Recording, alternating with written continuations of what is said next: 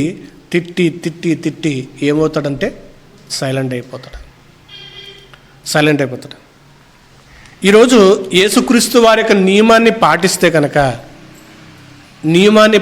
కనుక యేసుక్రీస్తు వారి యొక్క పద్ధతిని పాటిస్తే కనుక ఎంతమందినైనా కానీ రక్షించవచ్చు.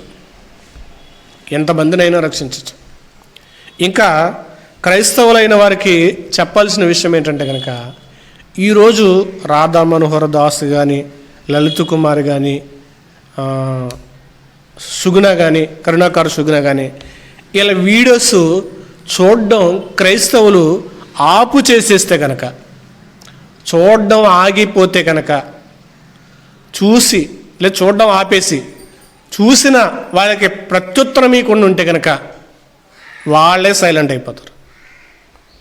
మరొకసారి కొన్ని రోజులు మాట్లాడిన తర్వాత వాళ్ళు సైలెంట్ అయిపోతారు, మాట్లాడరు. ఇంకా ఇప్పుడు వీళ్ళు ఏం చేస్తున్నారంటే కనుక వీళ్ళు మాట్లాడడం వాళ్ళు మాట్లాడడం గొడవ రేగుతుంది తప్ప నిశ్శబ్దం అవటం లేదు.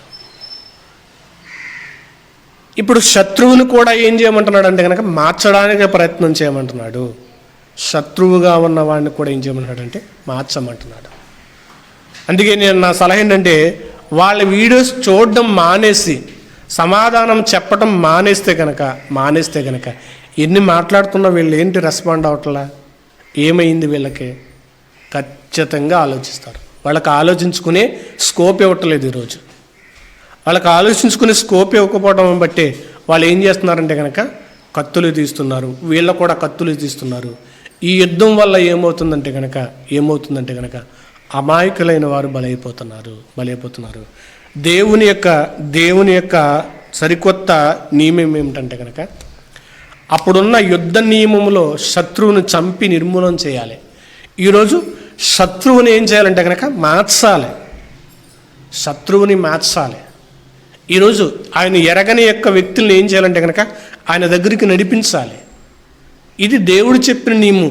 ఈ నియమాన్నంతా కూడా ఏం చేస్తారంటే కనుక పక్కన పెట్టేసి దేవుడు చెప్పని పద్ధతులన్నీ కూడా ఈరోజు సమాజంలోనికి తీసుకొచ్చి రుద్దడం బట్టి ఎక్కువ మంది వాటికి ఆకర్షితులవుతున్నారు. దేవునికి సమీపం అవ్వటలేదు. దేవుడు ఆయన యొక్క ఎపిసోడ్కి రాసిన పత్రిక 6వ అధ్యాయము 10వ వచనం, తుదకు ప్రభు యొక్క మహాశక్తిని బట్టి ఆయన యందు బలవంతులై ఉండండి. తుదకు ప్రభు యొక్క మహాశక్తి, ప్రభు యొక్క శక్తి. ఇప్పుడు దేవుని యొక్క శక్తిని బట్టి బలవంతులు అవట్లేదు. దేవుని శక్తి ఎక్కడ ఉంటుంది? మనిషి సొంత ఆలోచన తీసుకుని సొంత నిర్ణయం తీసుకుని మనిషి సొంతముగా ఏం చేస్తున్నాడంటే ప్రయత్నం చేస్తున్నాడు. దేవుని నియమం ఏంటంటే కనుక ప్రభు యొక్క శక్తికి బట్టి అపవాదితో ఏం చేయాలంటే కనుక పోరాటం చేయాలి.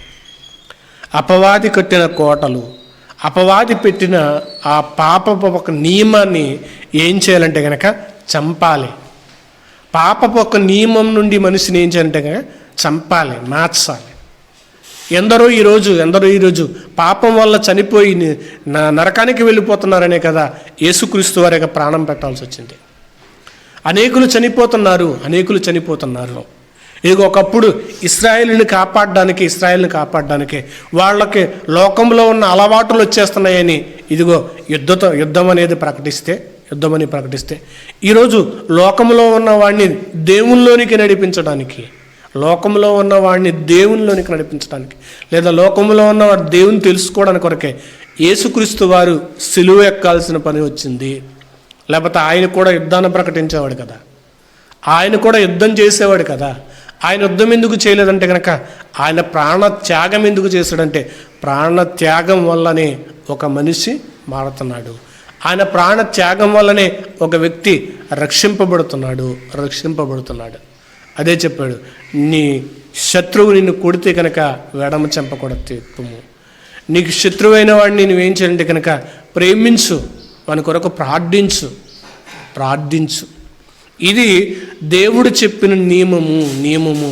ఈ నియమాన్ని ఏం చేస్తున్నారంటే పక్కన పెట్టి యుద్ధం అనే దాన్ని మరొక రీతిగా తీసుకొస్తున్నారు.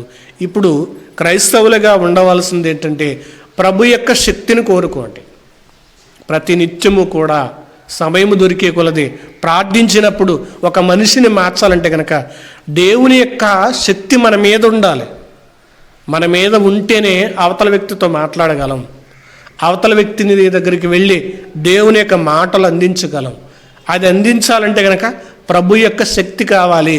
ప్రభు యొక్క శక్తి కావాలంటే కనుక ఇదిగో ఆయనతో గడపటము, ఆయన దగ్గర ప్రార్థించటము, ఆయన దగ్గర మోకరించటము, ఆయనతో సహవాసము చేయటం ఉన్నప్పుడు ఇదిగో ఒక వ్యక్తికి ధైర్యముగా దేవుని వాక్యాన్ని బోధించగలం. అందుకే యేసుక్రీస్తు వారితో అంటారు శిష్యులు, ఇదిగో మీరు సమాజ మందిరంలోనికి వెళ్ళినప్పుడు ఇదిగో మిమ్మల్ని అధికారులు ఈడ్చుకెళ్ళినప్పుడు ఏం మాట్లాడదామని తలంచొద్దు, అక్కడ నేనే మాట్లాడిస్తాను. ఎందుకంటే కనుక శిష్యులు అపోస్తులందరూ కూడా యేసుక్రీస్తు వారికి బాటలోనే నడిచారు, సువార్త ప్రకటించారు, యేసుక్రీస్తు వారి త్యాగాన్ని ప్రకటించారు, యేసుక్రీస్తు వారికి సిలువను ప్రకటించారు. అనేక మందిని ఏం చేశారంటే కనుక మార్చారు. అనేక మందిని యేసుక్రీస్తు వారికి సమకూర్చారు. ఈరోజు యేసుక్రీస్తు వారి త్యాగం లేదు, యేసుక్రీస్తు వారి యొక్క ప్రయాస లేదు. అన్నీ కూడా ఇష్టానుసారంగా మాటలు మాట్లాడడం బట్టి ఎవరిని కూడా ఒక వ్యక్తిని రక్షించే పరిస్థితి పోయింది. అందుకే ప్రభు యొక్క శక్తిని సంపాదించుకుందాం. ఆయన యొక్క శక్తి మనతో ఉన్నప్పుడు ఒక వ్యక్తిని రక్షించే ప్రభావాన్ని దేవుడు మనందరికీ దయచేయాలని ప్రార్థన చేసుకుందాం.